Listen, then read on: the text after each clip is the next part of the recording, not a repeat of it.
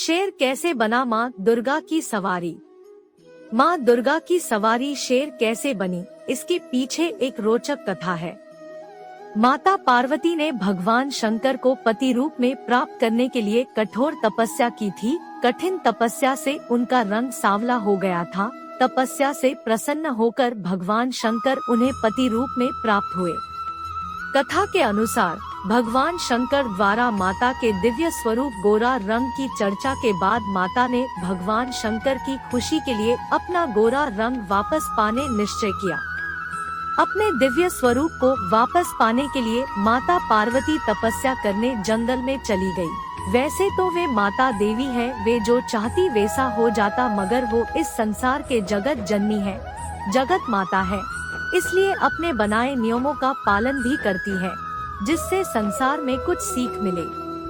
अपने कर्मों से आदर्श स्थापित करना चाहती थी कि परिश्रम और तपस्या के बिना कुछ भी प्राप्त नहीं होता। इसलिए देवी पार्वती ने जंगल में जाकर ब्रह्मा जी का आवाहन किया और ब्रह्मा जी के मंत्र का जाप आरंभ कर दिया। किंतु घने जंगल में माता पार्वती अकेले नहीं थी, अन्य जीव जंतु भी थे। उसे वन में एक शेर भी रहता था, जो अब बूढ़ा हो चला था। पशुओं का शिकार न कर पाने के कारण वह नरभक्षी हो चुका था। किंतु माता पार्वती अपने तपस्या में लीन थी। तभी उसे शेर की नजर माता पार्वती पर पड़ती है और वह उसे अपना भोजन समझ उन पर झापड़ने की कोशिश करता है। तभी माता पार्वती की आंखें खुल जाती है और माता की नजर मिलते ही वह शेर वही शांत हो गया। माता की करुणामयी दृष्टि का प्रभाव था। यह दृष्टि जिस पर पड़ जाती है, उसकी कामनाएं, इच्छा, यहाँ तक कि भूख प्यास सब कुछ समाप्त हो जाता है।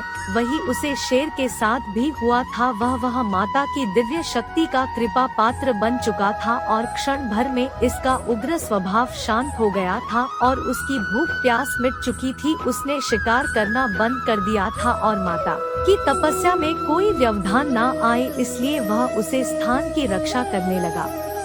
और फिर माता अपनी तपस्या में लीन हो गई। ब्रह्मदेव के प्रसन्न होने के बाद माता ने उनसे अपने सामान गौर एवं दिव्य स्वरूप का वरदान मांगा। तब ब्रह्मदेव ने माता को यह कहकर वरदान दिया कि तपस्या की सभी फलों की सिद्धि आपके ही अधीन है। वैसे आपको वरदान देने की क्षमता योग्यता मुझ में नहीं है, किंतु फिर भी यदि आप अपनी इच्छा पूर्ति का माध्यम मुझे बनाना चाहते हैं तो आपकी हर मनोकामना पूरी हो। फिर माता ने सोमनंदी नाम से उसे शेर को संबोधित किया और अपने साथ कैलाश की ओर बढ़ने लगे। तभी शिवगण द्वारा उन्हें शेर को कैलाश न ले जाने के लिए बातें हो रही थी। तभी भगवान शिव को लगा कि माता आने में विलम्ब हो रहा है, तो वह खुद उन्हें देखने के लिए आगे बढ़ गए। तब माता ने भगवान शिव से कहा कि मैं इस शेर सोमनंदी के साथ ही कैलाश में प्रवेश करूंगी, इसके बिना प्रवेश नहीं करूंगी। तब भगवान शिव ने कहा, यह शेर हिंसक प्रवृत्ति का, यह कैसे प्रवेश कर सकता है।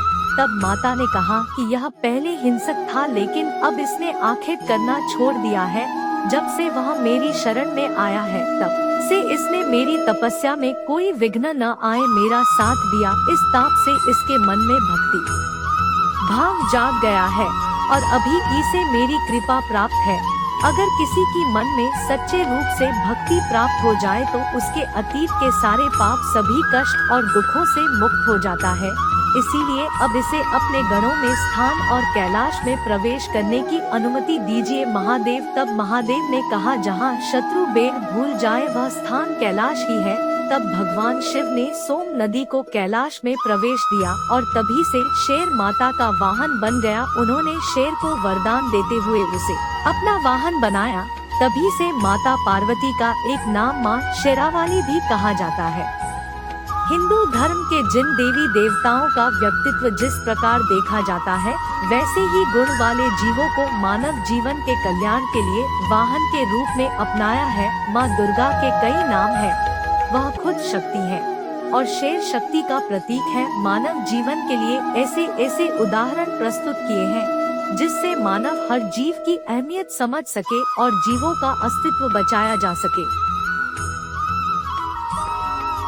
अगर आपको यह जानकारी अच्छी लगी हो तो इसे जरूर लाइक, शेयर करें और इसी तरह के अन्य लेख पढ़ने के लिए जुड़े रहें।